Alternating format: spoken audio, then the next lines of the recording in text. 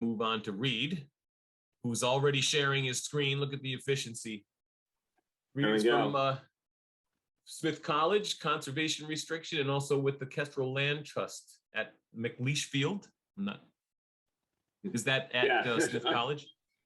Yeah, so my position at Smith is on the Faculty of Landscape Studies, but prior to this, I was the manager of the Ada and Archibald Macleish Field Station that we have up in Whately. And I'm going to talk a little bit about how we went about getting a conservation restriction on a majority of the land that we own up there in partnership with Kestrel.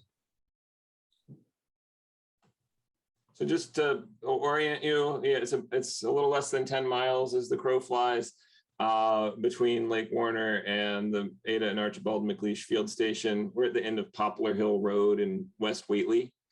Just wanted to sort of give you a sense. We are not, strictly speaking, we're not in the Ear Mill River watershed. We're in the Westbrook watershed that feeds the Connecticut and enters actually about the same place that the Mill River does, or your Mill River does. Okay. There are three major players in this story, and I'm sort of excluding myself. I'm sort of the behind the scenes sort of catalyst for the project. But Ruth Constantine, it was the vice president of finance and administration for the college at the time. We had the great benefit of, at the time, that position also being the person who dealt with all real estate transactions for the college. That knowledge benefited us a great deal. Bruce Coldham was the founding principal of Coldham and Hartman, or now C&H Architects. You'll see how he played a role. And then we worked directly with Kristen DeBoer from Kestrel Land Trust in the work that we did. So just another sort of orientation. Here's the property boundary mapped over a map. This is showing our site, the Macleish Field Station, as it is now. Majority of the property in permanent conservation restriction, and the context of that conservation restriction.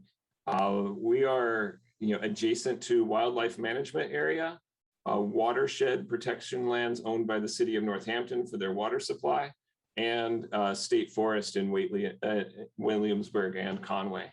So we are, the connective tissue of almost 5,000 contiguous acres of land, and it actually puts this on the map for the Nature Conservancy's Resilient Landscapes program. So we're one of the more resilient landscapes in Western Mass as a result of this, contiguous connectivity. And we're going to see a lot of zoomed in sites. So now this is the 260 acres of the Macleish Field Station. This is where we stand now with our conservation restrictions, situated in the other open space in the area. The body of water next to us is the Ryan Reservoir, the upper reservoir for Northampton's water supply. Just upstream from the West Whately Chapel, if you ever go to Watermelon Wednesdays during the summer. Just to get a sense of the property from an aerial view, this is a 2019 aerial view. We have, it's interesting that Poplar Hill Road divides the property about half and half, and that our western half is almost entirely hemlock, all in various stages of demise, and all in the watershed for Northampton's water supply. And the eastern half of our property on the east side of Poplar Hill Road is largely deciduous.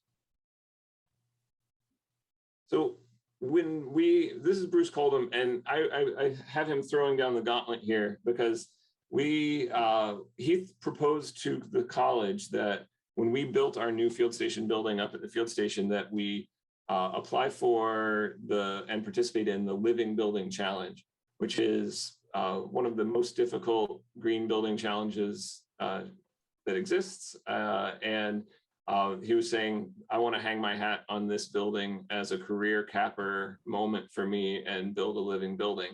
And ultimately we were successful. We were the 5th fully certified living building in the world under Bruce's guidance. And Ruth Constantine said, yes, let's do it. We're in, we want this credential for the college. So we did that. And then it was like, okay, we accepted the challenge. How do we do it? And there was a lot of effort that went into it for a lot of time. This talk is going to focus entirely on the preservation of land requirement. There were, there were 20 straight up requirements for the living building, one of which was that you set aside twice as much land as you disturb during the construction of your building in perpetuity. And for us, that meant our construction site, we conservatively estimated as about 6 acres. And that meant we needed to protect about 12 acres. And our property up there was at the time actually 243 acres. And I remember the conversation I had with Kristen walking around the site saying, so we're part of this living building challenge, and we would like to protect the land for the living building challenge on land that Smith College actually holds out here at the field station around the building. We'd like to protect 12 acres of land. And her response was, is that really the message you want to send? You're participating in the living building challenge and you want to protect 5% of your holdings in Whately and Conway to protect them from development. And I liked the idea. And so I went to Ruth Constantine and said, so I think we need to protect more than 5% of the land. That's not the story we want to tell. And then it became a question of now what?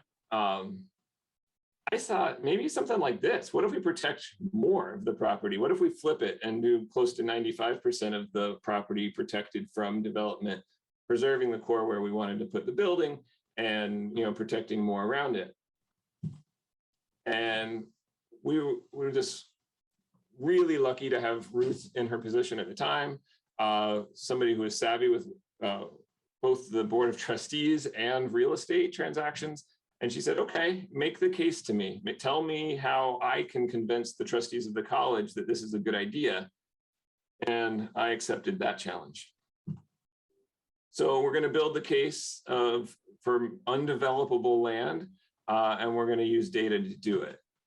So we start with what students had already done. Students in environmental science and policy had already certified a couple of vernal pools. So we can, mark a buffer around our vernal pools and say, okay, not developable. We can do the same thing around our wetlands and our streams. Our well protection, because our new building had a well and we had a wellhead protection zone. We brought in the Natural Heritage and Endangered Species Program Priority Habitats blob. And really, we weren't making a case like you can never build in this. We were saying, you don't want to have to build in this. It's going to be tricky. So like some of our arguments were actually fairly loose because all we had to do is convince people who weren't necessarily involved in Massachusetts, policy that it was a bad idea to do these things. So we said it's a bad idea to develop inside a priority habitat zone. We also said it's a bad idea to pay attention to steep slopes. And ultimately, we reduced the number of slopes that we thought about. And we said all slopes of 15% or greater are slopes that you really shouldn't be messing around with. And yes, you can. People do it all the time. You can cantilever buildings out and build stuff on 15% slopes. And the lighter orange here is 15% to 25. The darker red is 25% slope and greater. And we said, but really you don't want to. This is a bad message to send, especially at an environmental field station. So we were able to provide a map that said, this is the amount of land that for all intents and purposes, or most intents and purposes, is undevelopable. And here's your developable part. And that was about 50 acres. It was about 50 acres outside that was not constrained by one of these metrics. And the remaining 90 acres was constrained by one of these metrics. Here's the 50 acres that remained as developable. It is in fact where we built our building. And then I came back and said, okay, how about we do this? This was the land we owned at the time, and we're saving some area out right around the building and there's a road that already goes into that area, so it's already divided. let's protect 95% of that land instead of 5%. And then some back and forth with the trustees, them asking me questions, me feeding information to Ruth. And they came back and said, well, we're not into the 95, but we could do 80. And we looked at this and said, all right, that's pretty good. This is a substantial amount more of protected land. There's some big chunks missing that we would like to include, but okay, we'll take it. This is the exception for the of the conservation restriction. And then there's another round. So that was our first round. We were able to do that. And then a neighbor down the street had held the 20 acres on the north side of this, the uppermost green spot. One of our neighbors held, and the property right in front of him was stuff we owned. And we thought we'd like to trade with each other, but we didn't trust each other to do what we wanted with it or what they wanted to do with it. And so we just said, we will trade land with you, but at the moment of the transaction, you will put yours in conservation restriction and we will put ours in conservation restriction. And the college was behind this. We actually paid the amount of money necessary to steward the land in perpetuity. We didn't get a financial benefit for it. And the neighbor ended up benefiting from the state incentives for putting property in conservation restriction. So he actually made a tidy sum while gaining 7 acres of land in front of him and losing 20 acres that was essentially landlocked by the field station. It took about 3 years to do the land swaps. It was a lot of back and forth. Most of it had to do with fence lines and exactly what our conservation restrictions would look like. But ultimately we came to an agreement and we made the switch. And this led to a new property boundary for the field station. We now own 260 acres in Whately and Conway. And the neighbor now has 7 acres right in front of his property. And they're both in permanent conservation restriction, which leads to a total conservation restriction for the property originally involved of closer to 90%, our initial goal. Our initial goal of 95 and then worked 80 and now closer to 90. Where it is now contiguous with existing protected lands to our east and our west. Directly to our west is watershed protection owned by the city of Northampton. Next to that is state forest. And then on our east side is a wildlife management area. So the big players here were, Bruce Coldham for saying, hey, you guys need to do this. Kristen DeBoer saying, wow, you don't want to make that statement. You want to make a bolder move if you're doing the Living Building Challenge.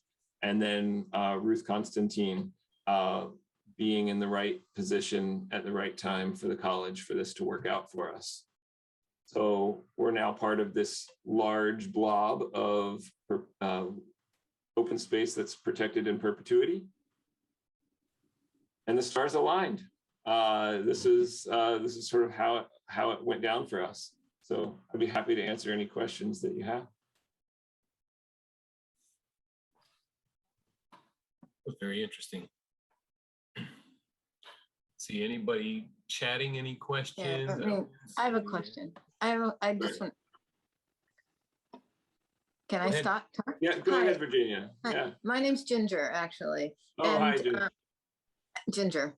And I've been involved in preservation in terms of historical preservation for the town of Hadley. And I am really impressed with the work you did and how wonderful it turned out. So congratulations. Thanks. Yeah, that's all I have to say. All right. Well, thank you. Yeah.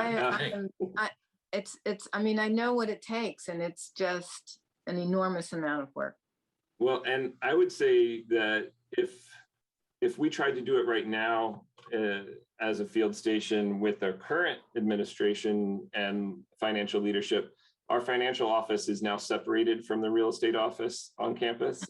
Real estate's now dealt with through facilities, and so there would be many more players. And when we did it, we had the impetus through the Living Building Challenge and a supportive person in the right position. So we jumped at it. A lot of field stations across the country are struggling to do something similar because institutions, one, trust themselves not to develop their own land and want to protect their future rights to develop, and then find the land really valuable, especially since a lot of field stations have waterfront, and end up selling them off. So we effectively tied Smith's hands and made sure that we would have a field station for a long time. Kudos to you. Yeah, good job. Yes, Michelle. Besides not locating your very sensitive water spots like vernal ponds, did you do any other water measures like permeable driveways or anything like that? We did. The Living Building Challenge required quite a bit of us in the water, on the waterfront. We have to defend that our building is net zero water for annual use, and they're based that off of the footprint of the building and the annual percentage rainfall. So you have to defend that you're using less water than hits your building's roof in the year. We did that over, 10 times over by having composting toilet and 2 sinks in the building. It is not a residence. It is a field station building for meetings and such. And so we have 2 composting toilets and 2 sinks. And that's it for our water use. And we're in Whately, so we get 54 inches of precipitation a year. And that doesn't count this last July. So we were really good at that. We actually had a bigger problem with the Living Building Challenge because of not putting enough water into our septic field and septic tank as we didn't even fill up our tank in a year of use. So we couldn't test the effluent to see how well we were doing with the quality of the effluent that we were discharging. But they decided that that was a pretty good problem to have. We also have a permeable parking lot that was designed by a Smith student of mine who's now working for Regenerative Design Group in Greenfield. And we, paid attention to those issues in both the design of the building and the way it's used. So, and it's all native landscaping designed by Dodson Flinker, the landscape architects who are now in Florence, who were in Ashfield. Okay, thank you. Absolutely. Thank you very much, Reid.